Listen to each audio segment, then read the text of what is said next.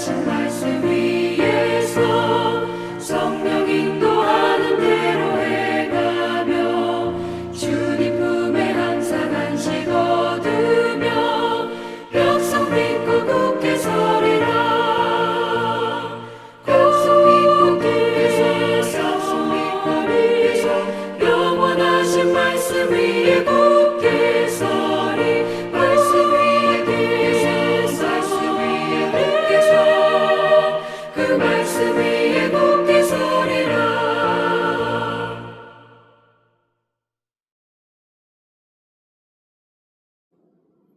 하나님의 은혜와 평강이 오늘도 여러분의 삶의 자리마다 충만히 임하시기를 기원합니다. 기도하겠습니다. 하나님 아버지, 새날을 주셔서 감사합니다.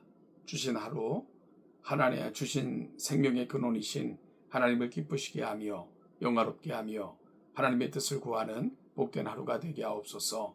그리 결심하고 시작할 때에 동행하여 주시고 도우시고 인도하사 은혜 앞에 이르게 하옵소서. 감사드리며 예수님의 이름으로 기도하옵나이다. 아멘.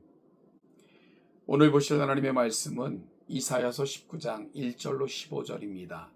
이사야서 19장 1절부터 15절을 같이 읽겠습니다. 애굽에 관한 경고라. 보라, 여호와께서 빠른 구름을 타고 애굽에 임하시리니 애굽의 우상들이 그 앞에서 떨겠고 애굽인의 마음이 그 속에서 녹으리로다. 내가 애굽인을 격동하여 애굽인을 치리니 그들이 각기 형제를 치며 각기 이웃을 칠 것이요 성읍이 성읍을 치며 나라가 나라를 칠 것이며 애굽인의 정신이 그 속에서 쇠약할 것이요 그의 계획을 내가 깨뜨리리니 그들이 우상과 마술사와 신접한 자와 요술객에게 물으리로다. 내가 애굽인을 잔인한 주인의 손에 붙이리니 포악한 왕이 그들을 다스리리라. 주 만군의 여호와의 말씀이니라. 바닷물이 없어지겠고 강이 잦아서 마르겠고 강들에서는 악취가 나겠고 애굽의 강물은 줄어들고 마름으로 갈대와 부들이 시들겠으며 나일 가까운 곳 나일 언덕의 초장과 나일강 가까운 곡식 밭이 다 말라서 난려가 없어질 것이며 어부들은 탄식하며 나일강에 낚시를 던지는 자마다 슬퍼하며 물 위에 그물을 치는 자는 피곤할 것이며 세마포를 만드는 자와 배 짜는 자들이 수치를 당할 것이며 그의 기둥이 부서지고 품꾼들이 다 마음에 근심하리라. 소환의 방백은 어리석었고 바로의 가장 지혜로운 모사의 책략은 우둔하여 줬으니 너희가 어떻게 바로에게 이르기를 나는 지혜로운 자들의 자손이라 나는 옛 왕들의 후예라 할 수 있으랴. 너는 지혜로운 자가 어디 있느냐? 너의 지혜로운 자가 어디 있느냐? 그들이 만군의 여호와께서 애굽에 대하여 정하신 뜻을 알 것이요 곧 내게 말할 것이니라. 소환의 방백들은 어리석었고 노베 방백들은 미혹되었도다. 그들은 애굽 종족들의 모퉁이 돌 이건을 애굽을 그릇가게 하였도다. 여호와께서 그 가운데 어지러운 마음을 섞으셨으므로 그들이 애굽을 매사에 잘못 가게 함이 취한 자가 토하면서 비틀거림 같게 하였으니 애굽에서 머리나 꼬리며 종려나무 가지나 갈대가 아무 할 일이 없으리라. 아멘.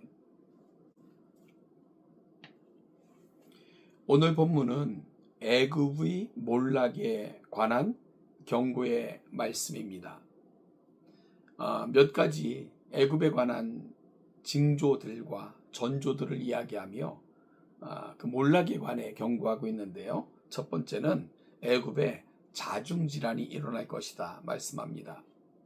2절 이하를 보면 내가 애굽인을 격동하여 애굽인을 치리니 그들이 각기 형제를 치며 각기 이웃을 칠 것이요 성읍이 성읍을 치며 나라가 나라를 칠 것이며 애굽인의 정신이 그 속에서 쇠약할 것이요 라고 말씀하십니다. 애굽은 나일강 근처에 초기 국가 형태로 존재하던 42개의 지방 정부들이 모여 이루어진 나라였습니다. 하나로 뭉치면 뭉칠수록 강력한 제국이 될 수 있었던 나라였습니다. 그런데 하나님께서 그런 애굽의 몰락을 말씀하시면서 이렇게 말씀하시는 것입니다. 내가 애굽인을 격동하여 애굽인을 치게 할 것이다. 자중질환이 일어나게 할 것이라고 말씀하시는 거죠. 그래서 형제가 형제를 치고 이웃이 이웃을, 성읍이 성읍을, 나라가 나라를 치게 하셔서 결국 애굽이 몰락하게 할 것이라고 말씀하시는 것입니다. 애굽은 이 말씀처럼 25대 왕조였던 에디오피아 왕조 때 혼란과 극치를 이루어 결국 제국의 영향력을 상실하게 됩니다. 그러한 자중질환 속에서 3절에 말씀하시기를 애굽인의 정신이 그 속에서 쇠약할 것이요 라고 하십니다.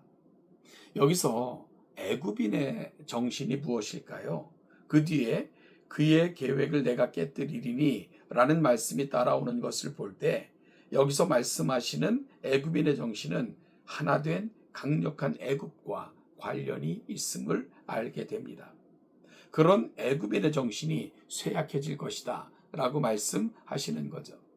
마치 하나님의 뜻을 거슬러 흩어지기를 거부하고 탑을 쌓아 하늘에 다려 했던 사람들과 그런 사람들을 흩어버리셨던 옛 바벨론의 모습을 하나님께서는 연상시켜 주신다는 생각을 하게 됩니다. 4절에 말씀하시기를 하나님께서 애굽을 잔인한 주인의 손에 붙이시고 포악한 왕들이 그들을 다스리게 될 것이다 라고 말씀하십니다.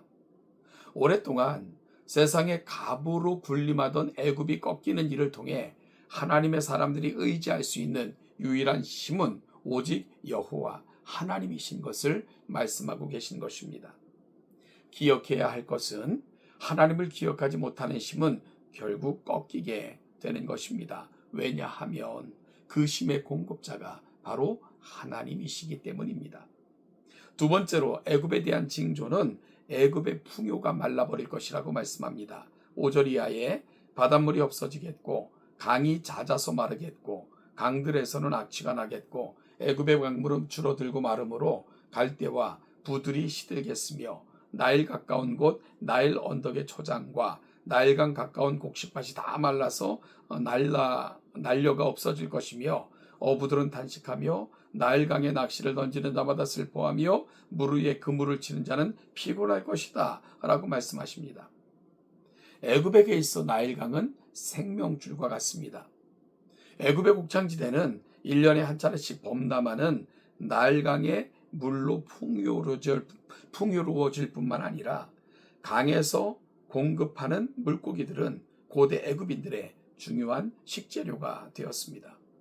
그런데 말씀하시기를 그 강이 마를 것이라고 말씀하십니다. 다시 말하면 애굽의 풍요, 애굽의 경계가 말라버릴 것이라는 것입니다. 생명줄이었던 나일의 악취가 날 것이라고 말씀하십니다. 하나님께서 이스라엘을 구원하기 위해 애굽에 재앙을 내리실 때도 나일이 피로 변하고 악취가 났던 것처럼 하나님의 마음을 따라 흘러가지 않는 풍요는 결국은 마르게 되고 그 풍요는 인생을 풍요롭게 하는 것이 아니라 악취나게 하는 것과 같은 원리를 말씀하고 있는 거죠. 사랑하는 여러분, 우리는 어떻게 살고 있습니까? 하나님이 주신 모든 것들을 하나님으로부터 오는 것으로 알아 하나님을 기쁘시게 하고 하나님이 원하신 대로 우리에게 주신 것들을 사용하고 있습니까? 그렇지 못하면 결국은 마르게 될 것이고 악취가 나게 될 것입니다. 꼭 기억하시길 바랍니다. 세 번째 징조는 애굽의 지혜자들이 우둔해질 것이라 말씀합니다. 11절 이하에 소환의 방백은 어리석었고 바로의 가장 지혜로운 모사의 책략은 우둔하여졌으니 너희가 어떻게 바로에게 이르기를 나는 지혜로운 자들의 자손이라 나는 옛 왕들의 후예라 할 수 있으랴. 너희 지혜로운 자가 어디 있느냐? 그들이 만군의 여호와께서 애굽에 대하여 정하신 뜻을 알 것이요 곧 네게 말할 것이니라고 하십니다. 소아는 애굽 북부에 위치한 도시로 식소스 왕조 때는 정권의 중심이 되었던 곳입니다. 그런데 그곳의 방백들, 다시 말하면 애굽의 귀족 계층으로 당시 자신의 지혜와 학식으로 애굽의 바로왕을 도왔던 사람들이 하나님의 심판에 직면한 바로를 위해 아무런 도움이 되지 못할 것이다 라고 말씀하고 계십니다. 13절에 말씀하시기를 소환의 방백들은 어리석었고 노베 방백들은 미혹되었으며 그들은 애굽을 그릇가게 했다라고 말씀하십니다.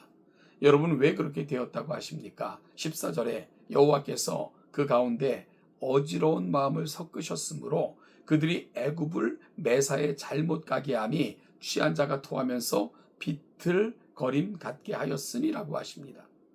하나님께서 어리석은 마음을 섞으시면 한 나라의 가장 지혜로운 모사도 그 나라를 망하게 하는 길로밖에 인도할 수 없는 것입니다. 사랑하는 여러분, 우리는 어떻습니까?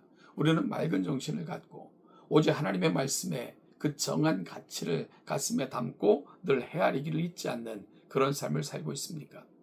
이 말씀을 묵상하면서 마음이 무거운 것은 꼭 우리 사회를 바라보고 있는 것 같았기 때문입니다. 여러분, 애굽에 주셨던 경고들, 사회는 나뉘이고 경제는 마르고 정치인들은 자기의 뜻을 이루기 위해 국민들을 잘못된 길로 가게 하는 이런 사회가 바로 오늘 우리의 사회는 아닌가 심히 걱정스럽기 때문입니다.